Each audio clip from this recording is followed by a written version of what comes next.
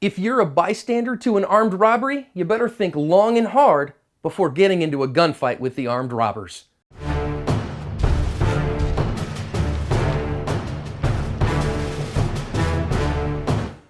Hi everyone, this is John. With today's active self-protection lesson, it comes to us out of Miami, and it is an armed robbery that we're gonna see things go sideways pretty fast. And we see a third party here, a CCW carrier, who's going to use his firearm to try to fight off these armed robbers. And it's going to bring up some important questions for us about whether or not we should get involved in third party encounters, about what the best way to counter ambush an armed robber could be, and about the importance of marksmanship, movement, cover, and concealment to protecting ourselves in a gunfight.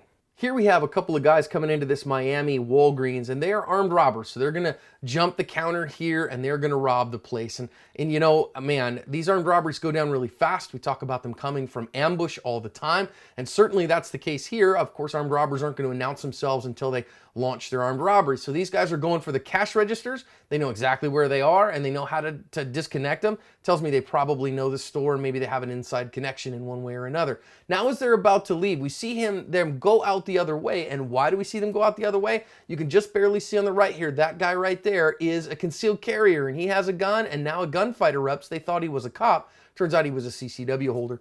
Let's think about some lessons that we've got from this one here.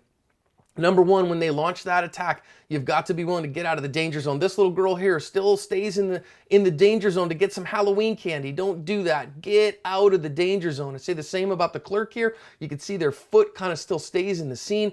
Get out of there as fast as you possibly can. Then we're going to talk about this CCW holder here using cover and concealment pretty well. If you're going to get into a gunfight with somebody, use the cover or concealment that's available to you.